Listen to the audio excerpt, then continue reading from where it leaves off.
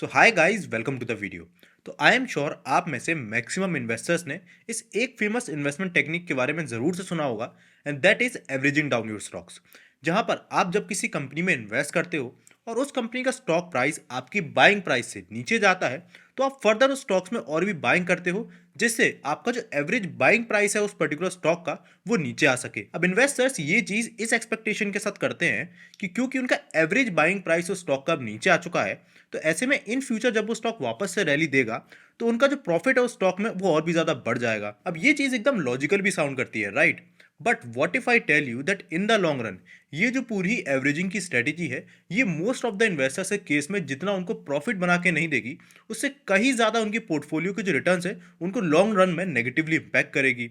और ये चीज केवल मैं नहीं कह रहा हूँ, आप जिन भी फेमस और टॉप इन्वेस्टर्स को फॉलो करते हो, फॉर एग्जाम्पल अगर आप राकेश झुंझुनवाला का केस देख लो या फिर इवन वॉरेन बफेट का केस देख लो, इन सारे ही इन्वेस्टर्स ने अपनी पूरी ही इन्वेस्टमेंट जर्नी में जितने भी जो मैसिव गेन्स कमाए हैं जिन भी स्टॉक्स में, उन सभी में अगर आप उठा के देखोगे तो उनमें से हर एक स्टॉक में उन्होंने एवरेजिंग की बजाय एक दूसरी स्ट्रेटजी का यूज किया है, and that is called pyramiding. And यही पिरामिडिंग स्ट्रेटजी की वजह से वो इन सारे ही अपने स्टॉक्स में मैसिव गेन्स कमा पाए। तो आज के हमारे वीडियो में सबसे पहले तो मैं आपको बताऊंगा कि ये जो एवरेजिंग स्ट्रेटजी इतनी ज्यादा पॉपुलर है, इसमें एक्चुअल में प्रॉब्लम कहां पर है।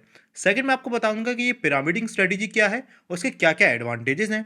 और थर्डली, मैं आपको ये पिरामिडिंग और ये जो एवरेजिंग स्ट्रेटजी है इसको साइड बाय साइड कंपेयर करके बताऊंगा कि इस दोनों में कौन सी बेटर है, and specially in these volatile markets. अब सबसे पहले हम स्टार्ट करते हैं बात करने का इसी एवरेजिंग की स्ट्रेटजी पे।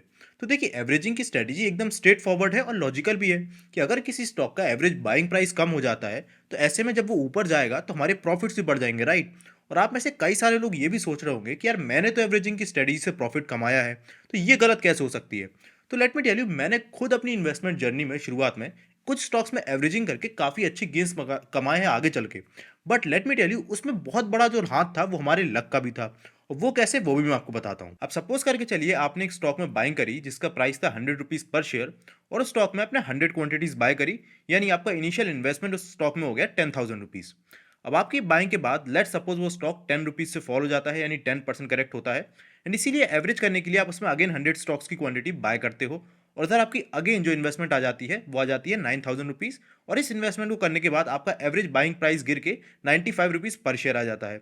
अब आपके ये बाइंग के बाद फिर से लेट सपोज स्टॉक फिर से 10 रुपीज़ गिरता है, और फर्दर उसमें एवरेजिंग करने के लिए आप अगेन उसमें 200 क्वांटिटीज बाय करते हो। अब इन 200 क्वांटिटीज को बाय करने के लिए आपकी जो इन्वेस्टमेंट लगती है वो लगती है 16,000 रुपीज़। अब इधर तक जो आपका एवरेज बाइंग प्राइस हो जाता है उस पूरे स्टॉक का, वो आ जाता है 87.5 रुपीज़ पर शेयर।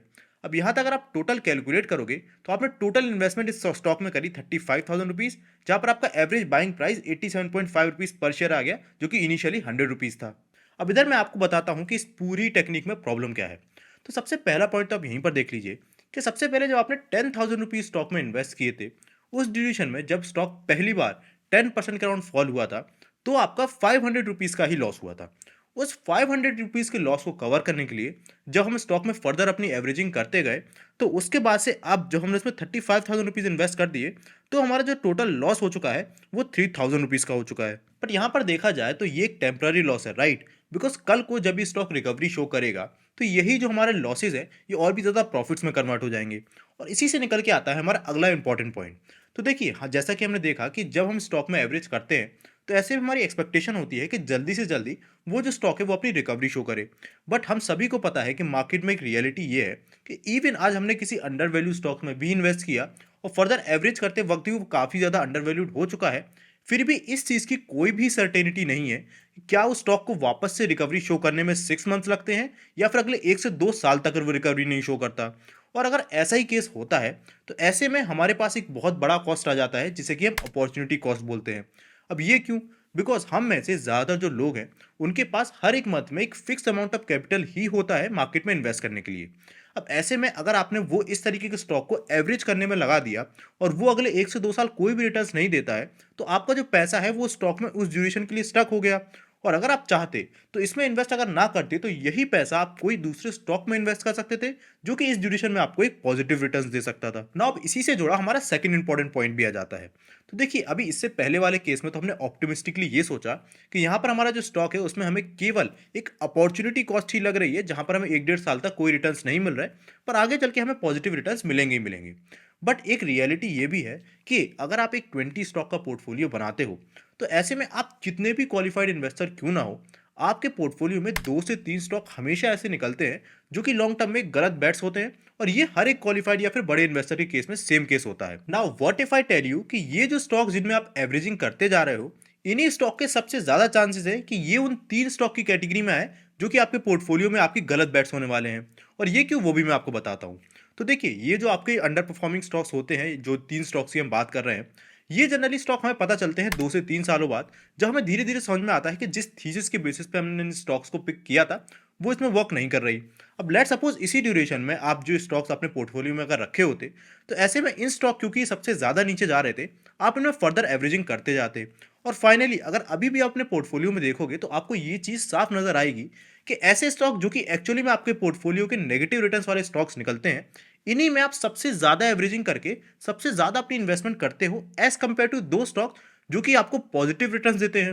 बिकॉज जो पॉजिटिव रिटर्न्स देने वाले स्टॉक है उनमें आप एक बार बाइंग करके छोड़ देते हो, बिकॉज आपकी बाइंग करने के बाद वो ऊपर जाना शुरू कर देते हैं और फिर आप सोचते हो कि यार अब हायर प्राइस पे सेम स्टॉक को क्यों लिया जाए। तो ये हमने देखा कि एवरेजिंग स्ट्रेटेजी में एक्चुअल में प्रॉब्लम कहां पर आती है। पर इससे पहले कि हम पिरामिडिंग स्ट्रेटेजी के बारे में बात करें, मैं आपको बताना चाहूंगा कि अगर आप एक स्लाइटली मोर एक सीरियस काइंड ऑफ इन्वेस्टर हो और मार्केट में स्पेशली करंट वॉलेटिलिटी की सिचुएशन देख के आगे आने वाले टाइम में ये अपडेटेड रहना चाहते हो कि मार्केट किस तरीके से परफॉर्मेंस दे सकता है और आपको इसके लिए किस तरीके से तैयार होना है, तो उसके लिए आप कंसिडर कर सकते हो हमारे चैनल की मेंबरशिप कम्युनिटी को ज्वाइन करना, जहां पर मैं आपको मार्केट से रिलेटेड और मार्केट से प्रेजेंट अंडर वैल्यूड स्टॉक से रिलेटेड टाइमली एनालिसिस देता रहता हूं। So do consider checking out our membership community, जिसका कि लिंक मैं आपको डिस्क्रिप्शन बॉक्स में दे दूंगा, या फिर हमारे चैनल पेज पे जाके इस ज्वाइन बटन को आप क्लिक कर सकते हो ना। उसके बाद coming to the pyramiding strategy, ये स्ट्रेटेजी एक तरह से ऑपोजिट स्ट्रेटेजी है हमारी एवरेजिंग स्ट्रेटेजी से, जहां पर आप अपनी जो बेट्स हैं वो एक विनिंग स्टॉक्स में टाइमली बढ़ाते जाते हो। एग्जाम्पल के तौर पे फॉर एग्जाम्पल आप किसी स्टॉक में इन्वेस्ट करते हो, तो इनिशियली जब उस स्टॉक में अपनी इन्वेस्टमेंट को डाल रहे हो, तो जितना टोटल इन्वेस्टमेंट आपको उस कंपनी में करना है, इनिशियली आप उसका केवल 40% उस स्टॉक में इन्वेस्ट करते हो। उसके बाद से जब वो स्टॉक उस बाइंग प्राइस से 15 to 20% ऊपर निकल जाता है, वहां पर आप उसमें अपनी सेकंड इंस्टॉलमेंट करते हो 30% की, और फिर उसके बाद उसके फर्दर जंप करने के बाद अपनी 20% की इंस्टॉलमेंट उसमें डालते हो।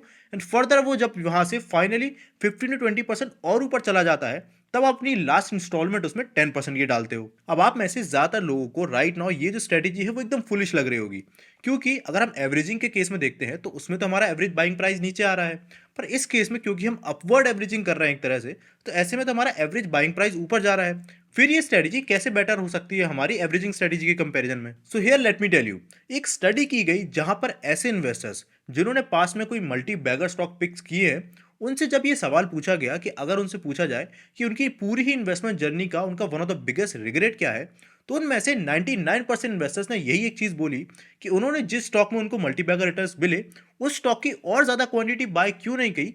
ये उनकी इन्वेस्टमेंट जर्नी का सबसे बड़ा रिग्रेट है। और यही रीजन है कि जिन जिन इन्वेस्टर्स ने इस थिंकिंग के अगेंस्ट पिरामिडिंग स्ट्रेटजी को फॉलो करा है, उनके फ्यूचर में उनके जो रिटर्न्स बने हैं वो काफी ज्यादा अच्छे बने हैं। जिसमें अगर मैं आपको सबसे पहला एग्जांपल राकेश झुनझुनवाला सर का ही लूं, तो वी ऑल नो कि टाइटन के स्टॉक में राकेश झुनझुनवाला सर ने अपनी सबसे बड़ी वेल्थ कमाई है। पर अगर मैं आपको उनकी टाइटन की स्टॉक की पूरी ही जर्नी बताऊं, तो let me tell you, Rakesh Jhunjhunwala sir ने सबसे पहले टाइटन में 2002-2003 के बीच में इन्वेस्ट किया था, जब टाइटन का stock 3 to 4 rupees per share के राउंड चल रहा था। और इस ड्यूरेशन में सर ने 6 करोड़ रुपीज उसमें इन्वेस्ट किए थे। अब सरप्राइजिंगली जब वो स्टॉक वहां से अगले ऊपर गया और 2004 एंड 2006 की ड्यूरेशन में वो stock 30 to 50 rupees per share पहुंच गया, यानी अपनी इनिशियल बाइंग प्राइस से उनका वो स्टॉक 10 टाइम से भी ज्यादा हो गया। फिर भी सर ने उस 2004 और 2006 की ड्यूरेशन के बीच में उस स्टॉक में अगेन बाइंग करी। Let me tell you, further 30 to 40 rupees से वो स्टॉक और भी ज्यादा बढ़ के जब 2011 और 2012 की ड्यूरेशन में 150 से लेके 250 तक हो गया, उस साल में भी सर ने अपनी फर्दर उस स्टॉक में बाइंग करी।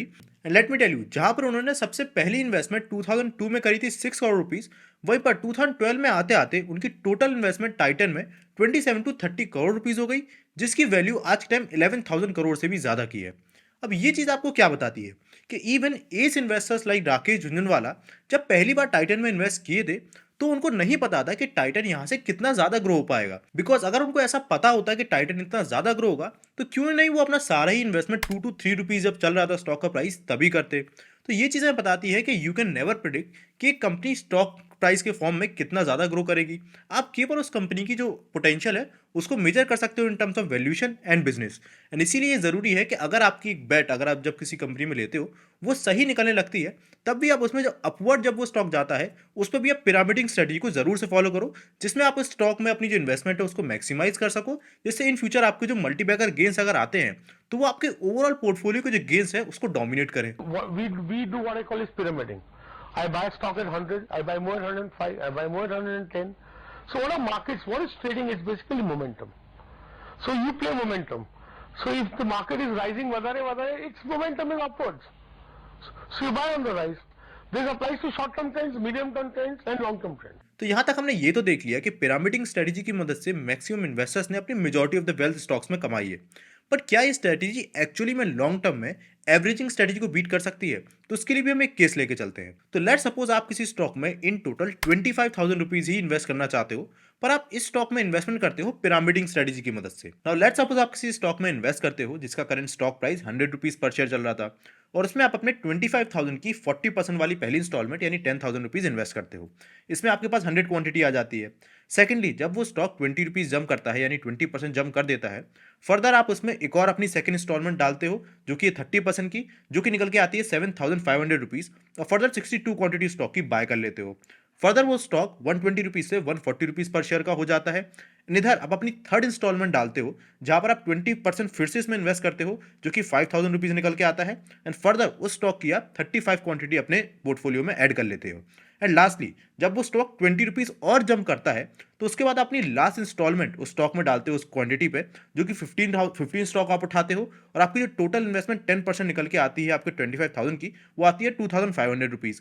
अब इधर तक जब आपने उसमें पूरी पिरामिडिंग स्ट्रेटजी अप्लाई करी, तो आपकी टोटल इन्वेस्टमेंट अगर आप कैलकुलेट करोगे तो 25,000 आपने उसमें स्टॉक में इन्वेस्ट कर दिए, 212 शेयर्स आपके पास टोटल हैं, और आपको जो एवरेज बाइंग प्राइस निकल के आएगा वो निकल के आएगा 116 रुपीज ना। अब इस केस में अगर आप टोटल गेन्स कैलकुलेट करोगे तो स्टॉक में आपने 9,000 रुपीज से ही ज्यादा गेन कमा लिया, जहां पर आपने पर स्टॉक के केस में क्योंकि वो 160 रुपीज तक गया था, तो आपने 40 रुपीज पर शेयर का गेन कमाया है, जो कि 9,000 रुपीज से ज्यादा का निकल के आता है।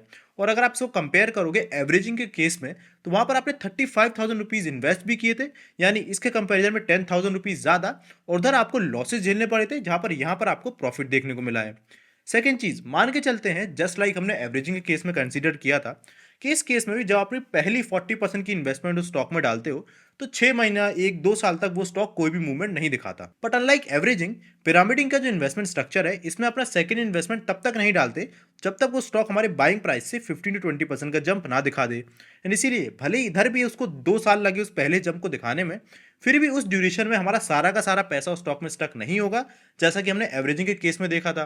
एंड इसीलिए हमारा अपॉर्चुनिटी कॉस्ट इस केस में काफी ज्यादा कम हो जाता है। थर्डली, जहां पर पहले एवरेजिंग के केस में ये ज्यादा रिस्क था कि जिन स्टॉक्स में अपनी काफी ज्यादा एवरेजिंग कर रहे हैं वो कहीं हमारे three one of the losing stocks की कैटेगरी वाले स्टॉक्स ना हो जाए, इस केस में वो वाला रिस्क भी आपका खत्म हो जाता है। बिकॉज इस स्टॉक में जब वो स्टॉक ऊपर जा रहा है और हमें कंफर्म हो गया कि हमारा सिलेक्शन ऑफ स्टॉक सही है, तभी फर्दर स्टॉक में अपनी और इन्वेस्टमेंट हम कर रहे हैं ना। आफ्टर ऑल दिस, अगर आप कंक्लूजन पूछो कि कौन सी स्ट्रेटजी ज्यादा बेटर है, तो मैं आपसे कहूंगा कि कोई भी स्ट्रेटजी किसी एक से बेटर या बुरी नहीं है। पर इधर आपको एक चीज यहां पर फॉलो करनी है कि जब भी आप किसी स्टॉक में एवरेजिंग भी कर रहे हो, तो पहले तो आप उस चीज को एकदम स्ट्रिक्ट बना दो कि मुझे इतना ही इन्वेस्टमेंट इस स्टॉक में करना है, और अगर मैं एवरेजिंग कर भी रहा हूं तो मैं 1 या 2 ही बार करूंगा।